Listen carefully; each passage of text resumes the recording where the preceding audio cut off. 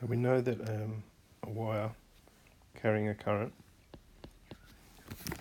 this is a current already in a wire, it's not being induced by anything, it's just a current in a current carrying conductor or a wire. And we can use the right hand, so that's a thumb, and fingers wrap around.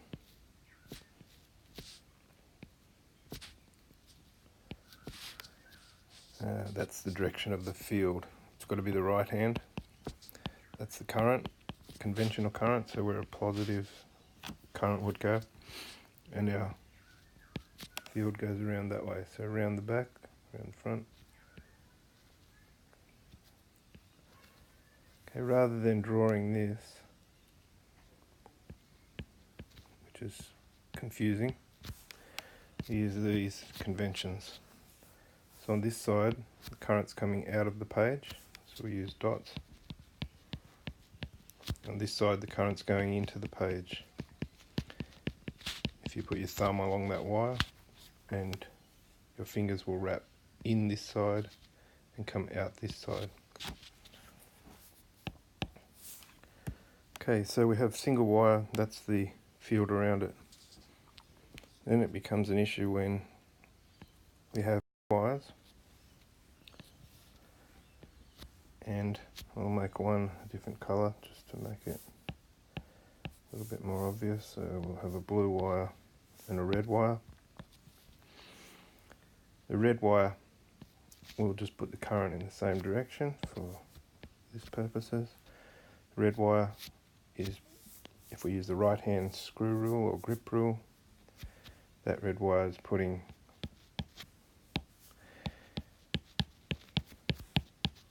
a field on this side, affecting that wire, and a field over here,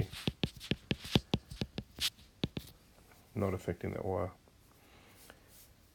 So this wire here is now a wire in a field. Not its own field, but another field. And it can be redrawn as wire. So we'll just keep it blue. Wire, current, and field. Our right hand palm rule, we have the thumb in the direction of the field, of the current, and the field is coming out of the page, so there's our fingertips. Our palm is over here, so it's going to feel, the positive charges will feel a force in this direction, so this wire is going to move that way.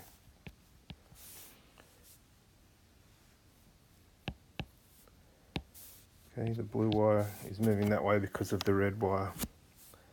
Now the blue wire is putting the same field over here as the red one,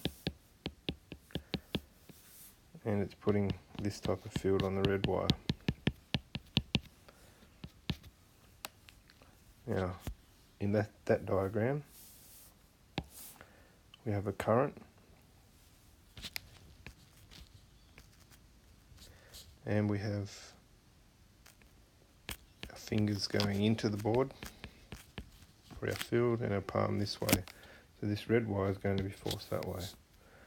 So those two wires will attract each other. In the same way you can work it out for this one, currents travelling in the same direction, we get attraction between wires. So the issue becomes, same direction will repel. Same direction will attract, same direction, we're going to get two wires, blue and red. This time we have current going in opposite directions.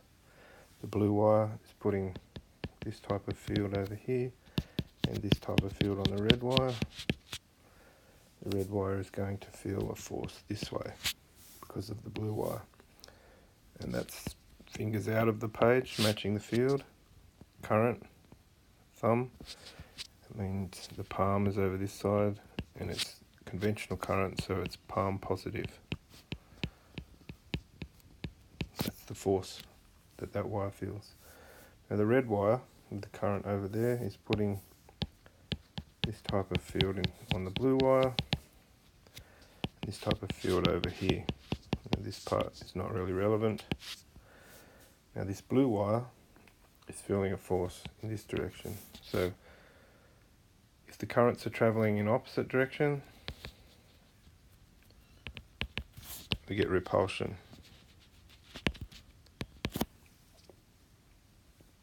And remember, opposites will attract. Opposites will attraction. Well, what happens when there's 3 wires? It'll be carefully designed, a question like this, because there's a variety of answers, and we're assuming they're all the same distance apart. If the current was in the same direction or different directions, so there's a multitude of possibilities. It depends on the question you're being asked. If the current in this one was heading that way, well, so if we have this current acting in these 3 wires, these 2 will repel. Oops, sorry. It's a matter of taking steps through it and trying to work out what's going to happen. This one and this one will repel. Now if you look at that, so red and blue repel, and blue and black repel.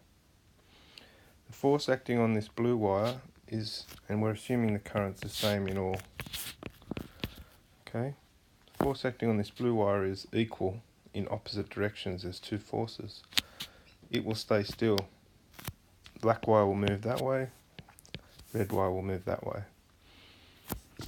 Now, the black wire can affect the red wire, and they're in the same direction, remember? So, why doesn't the red wire stand still too because of this black wire? Well, the problem is we have this distance giving the blue wire its stay still motion.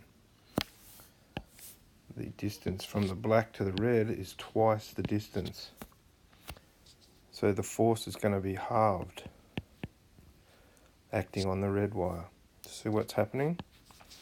The red acting on the black will be also attraction, but so that force there from the black wire is half this force here.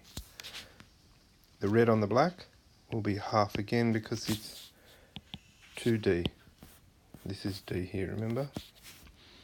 So it's a matter of stepping through all the stages of the wires. What's happening to what? Looking at what's repelling, what's attracting. Also taking into consideration the distance and the currents you're given. And the formula that you should be using, make sure you're making common sense decisions here, is F on L equals K I1 I2 divided by, and remember K is a constant in the exam. I think it's 2.7 times 10 to the, can't quite remember, I think it's -7, but make sure you check on that in the front, in the data sheet, where the constants are. I should know, but I can't quite remember. Here from this formula, and remember we can move, this is force per unit length.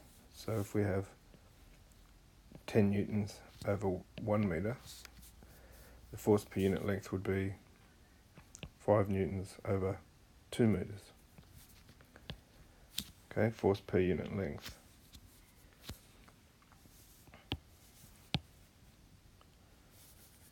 And we often move that L over to here.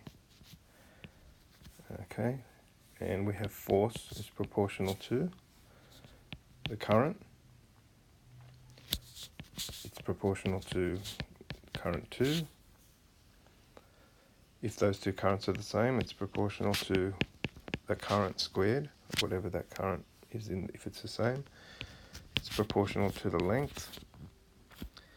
It's inversely proportional to the distance. So if you've got greater distance, you're going to affect your force. Double the distance, half the force. When you're doing these sort of questions, if you need to, you can put values in. So And you can do this for the wires if you need to.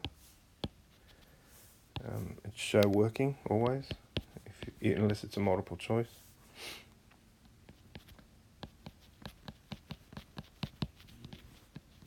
Remember, it's not d squared, this formula. So if current 1 is tripled, just put a 3 in front of that current. Current 2 is doubled, then 2, so you end up with a 6 outside of I1, I2, and D. So our force is 6 times when that happens. Force goes up by 6. Okay, hope that's helpful.